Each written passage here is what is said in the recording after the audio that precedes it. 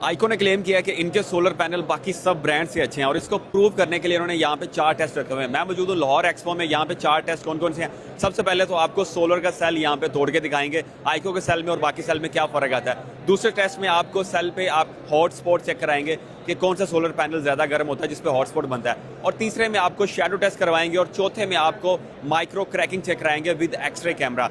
तो ये चारों टेस्ट इंशाल्लाह आज परफॉर्म करके आपको दिखाते हैं। मेरे साथ खलील रहमान साहब मौजूद हैं जो कि आइको के मार्केटिंग मैनेजर है और मैं आपको पहले दोनों सेल दिखाता हूँ जिसको हमने आपको ब्रेक करके माइक्रो क्रैकिंग चेक करानी है। सबसे पहले आप देख सकते हैं ये सेल है जो आपका टॉपकॉन में यूज़ हो रहा है, आपने देखा भी होगा सोलर पैनल में नजर आता है। और ये वो सेल है जो कि आइको के अंदर यूज। सर यही सेल है आप आइको में यूज़ कर रहे हैं? जी बिल्कुल। अच्छा, और अभी वो परफॉर्म करके दिखाइए टेस्ट, इसमें हम क्या बता रहे हैं एक्चुअली में। सबसे पहले हम टॉपकॉन का सेल उठाते हैं और ये हम 2 kg का हमारे पास वेट है।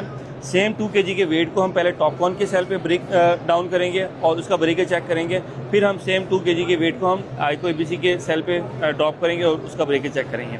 जब हमारे पास टॉपकॉन का सेल है हम 2 kg का वेट छोड़ते हैं। अच्छा, ये वेट सीधा जाके सेल के ऊपर गिरा है और ये सेल इसका मेरे ख्याल में सारा क्रैक हो गया।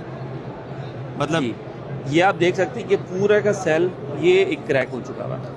ये छोटे छोटे पीसेस में कन्वर्ट हो गया सेल, मतलब पूरा एक सेल अपनी शेप में नहीं रहा, शैटर्ड हो क्रैक हो गया। जी, आप ये कहते हैं कि ये आइको का जो सेल है ये इस तरह क्रैक नहीं होगा? बिल्कुल इस तरह क्रैक नहीं होता। जब एक सेल के ऊपर जितना ज़्यादा क्रैक आता है उतना ज़्यादा वो अपनी एफिशिएंसी को कंप्रोमाइज़ कर देता है। ठीक है, अब इसको हम ट्राई करते हैं। अच्छा, इस सेल के अंदर ऐसा क्या है जो इसको क्रैक नहीं होने देता? एक तो इसकी टेक्नोलॉजी, दूसरा इसकी स्ट्रेंथ। सेल की जो स्ट्रेंथ है टॉपकॉन की निस्बत बहुत ज़्यादा स्ट्रॉन्ग है। बिल्कुल ठीक है, चले अब हम 2 kg के वेट को सेम आइको एबीसी के सेल के ऊपर ड्रॉप करते हैं। सेम वेट है वही वाला जी, ये सेम वेट अभी आइको के सेल पे गिराया है और ये आ गया हमारे पास आइको का सेल। मतलब इस पे वो स्पॉट्स बने हैं सारे लेकिन सेल सेपरेट नहीं हुआ। बिल्कुल दूसरा वो बिल्कुल शैटर हो गया था, सारे पीसेस हो गए थे, सेल अपनी शेप में रहा। अब इसका फायदा हमें क्या मिलेगा? अच्छा, जो टॉपकॉन पे इसका इम्पैक्ट पड़ता है इसकी प्रोडक्शन पे 100 से 0% हो जाता है या फिर 10% तक माइक्रो क्रैक का जो इम्पैक्ट पड़ता है मॉडल के ऊपर।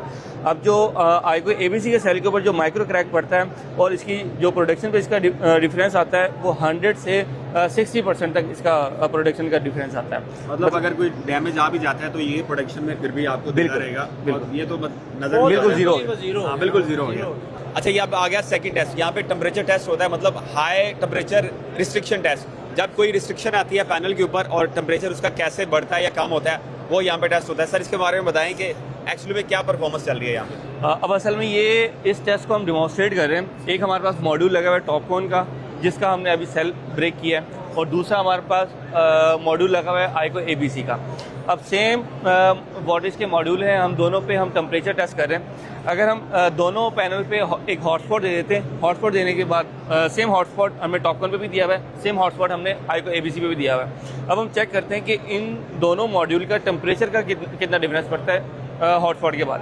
बिल्कुल ठीक है। अगर आइको एबीसी का हम टेम्परेचर देखते हैं तो आपको 90 डिग्री पे नजर आ रहा है। आप ये देख सकते हैं कि ये आइको का टेम्परेचर आ रहा है हमारे पास, ये आइको का पैनल है और ये इसका टेम्परेचर आ रहा है 91 पॉइंट, मतलब थोड़ा पॉइंट्स में चेंज हो रहा है, 91 एवरेज आप कह सकते हैं। और इसी तरह ये हमारे पास टॉपकॉन का इस पैनल का टेम्परेचर आ रहा है। जी बिल्कुल, ये टॉपकॉन का जो हमारे पास टेम्परेचर है 122 जो टॉपकॉन का टेम्परेचर है, मतलब ये काफी डिफरेंस आ रहा है। जी, टेम्परेचर का कितना डिफरेंस है। और ये मैयर किससे गा रहे हैं टेम्परेचर? ये एक पीछे थर्मल गन लगी हुई है, थर्मल गन का इम्पैक्ट हम सॉफ्टवेयर के थ्रू एलसीडी पे दिखा रहे हैं। मतलब एक तो ये प्रॉपर हमें नजर आ गया कि ये हॉटस्पॉट बनने पे, मतलब अगर कुछ शैडो आता है देन ये आपका टेम्परेचर ज्यादा बढ़ जाता है। बिल्कुल, क्योंकि रिस्ट्रिक्शन बढ़ जाती है और टेम्परेचर बढ़ जाता है। बिल्कुल ऐसे ही। और मतलब ओवरऑल कंपैरिजन में अच्छा ये टॉपकॉन वही है जो डिफरेंट ब्रांड्स में आ रहा है या इसकी बस बात चेंज होने पे कोई इम्पैक्ट आता है? बिल्कुल ऐसे ही है, टॉपकॉन वही है जो मल्टीपल ब्रांड यूज कर रहे हैं और ये आप आइको एबीसी के मॉड्यूल को देख सकते हैं। अब इसमें जो मेन टेम्परेचर का इम्पैक्ट पड़ता है, टेम्परेचर जितना टॉपकॉन पे या किसी भी मॉड्यूल पे जितना टेम्परेचर बढ़ता जाएगा उतना ही उसकी जो एफिशिएंसी है, जो प्रोडक्शन है वो डिक्रीज होती जाएगी, कम होती जाएगी। मतलब टेम्परेचर का एक इफेक्ट आता है उसकी एफिशिएंसी के ऊपर,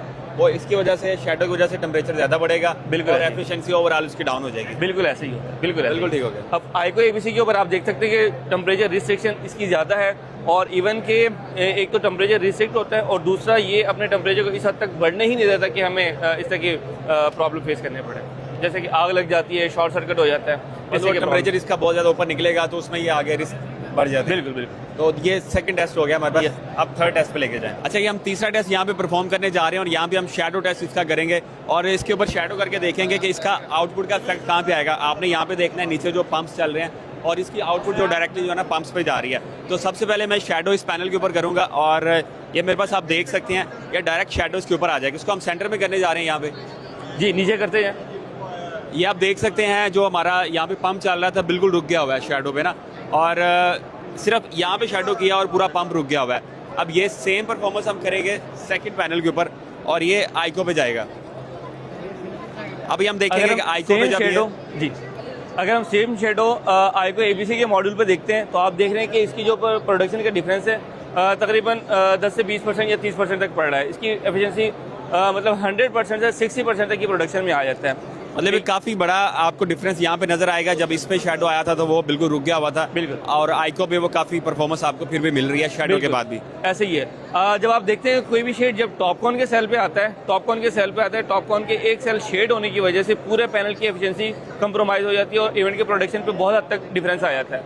और जब अब एक सेल शेड होता है आइको एबीसी के मॉड्यूल के ऊपर, तब इसका सिर्फ एक ही सेल शेडेड होता है, बाकी सारे जो इसके सेल होते हैं वो वर्किंग में होते हैं। और दूसरा जो इसका यूनिक फीचर ये है आइको एबीसी के मॉड्यूल का, टॉपकॉन की निस्बत अगर पर डे अगर हम ये प्रोडक्शन इसकी चेक कर रहे हैं तो अगर सुबह 6 बजे तक टॉपकॉन का जो सूरज तलू होता है और हम कंसीडर करते हैं कि 6 बजे बिजली बनाना स्टार्ट हो रही है, तो टॉपकॉन का जो पैनल है 6 बजे बिजली बनाना स्टार्ट कर रहा है, तो आइको एबीसी का जो पैनल है वो तकरीबन 20 से 25 मिनट पहले बिजली बनाना स्टार्ट कर देता है। और इसी तरह लेट नाइट इवनिंग में टॉपकॉन का पैनल पहले बिजली बनाना बंद कर देगा और 20 से 25 मिनट ज़्यादा देर तक बिजली बनाता रहेगा आइको एबीसी का मॉड्यूल।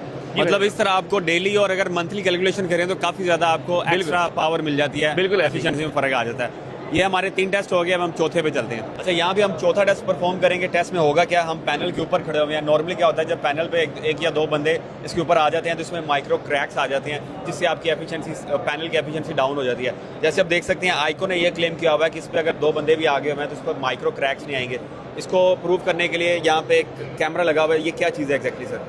कैमरा इस पैनल के एक्सरे को एलसीडी में शो कर रहा है। ये करना चाह रहा है कि जब ब्रेकेज होती है तो इसके ऊपर क्रैक नज़र आ जाते हैं। अब इसके ऊपर कोई ब्रेकेज नहीं है, 4 से 5 बंदे भी इसके ऊपर खड़े हो जाएं, इसका सेल्फ के ऊपर माइक्रो क्रैक नहीं होगा। माइक्रो क्रैक नहीं होता तो इसकी जो एफिशिएंसी है वो भी कंप्रोमाइज़ नहीं होगी। मतलब जब इंस्टॉलेशन चल रही होती है तब क्या होता है कि इंस्टॉलर्स पैनल के ऊपर भी चढ़ रहे होते हैं, अगर उस टाइम पे उसमें माइक्रो क्रैक्स आ जाती हैं तो आपकी एफिशिएंसी डाउन हो जाती है। और आइको ने ये क्लेम किया है कि इस पे वो नहीं आता। बिल्कुल, आज मैंने देखा काफ़ी बंदे इस पे चढ़े हुए हैं, हमने भी इस पे थोड़ा चल फिर लिया हुआ है जी। तो मैं अभी साइड पे होता हूँ और फिर आपको इसकी जो इमेज है ना ज़्यादा क्लियर नज़र आ जाएगी।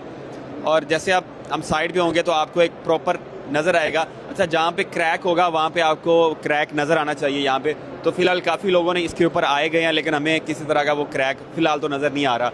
तो इससे ये प्रूव होता है कि जो इसके ऊपर अगर आप आ जा सकते हैं, इसके ऊपर चढ़ भी जाते हैं तो आपके पैनल के ऊपर जो माइक्रो क्रैक्स नहीं आएंगे। बिल्कुल ऐसा ही है। इसका सबसे मेन पर्पज़ ये है कि एंड यूज़र तक जब इंस्टॉलेशन पॉइंट तक ये एक मॉड्यूल पहुंच रहा होता है तो लोगों को नहीं पता होता कि जो एंड यूज़र उसको नहीं पता होता कि उसके पैनल तक कितने माइक्रो क्रैक आ चुके हैं और कितना उसकी एफिशिएंसी है, उसकी जो प्रोडक्शन वो कंप्रोमाइज़ हो चुकी हुई है। तो आइको ने अपने एबीसी मॉड्यूल के थ्रू ये एक मेक श्योर कराया है कि जिस हालत में जिस माइक्रो क्रैक जिस सेल अपनी ओरिजिनल हालत में फैक्ट्री से निकलता है एंड यूज़र तक जो उसकी इंस्टॉलेशन पॉइंट तक पहुंचता है बिल्कुल ऐसा हो ताकि उसकी जो एफिशिएंसी है, जो प्रोडक्शन है वो बिल्कुल ही कंप्रोमाइज़ ना हो।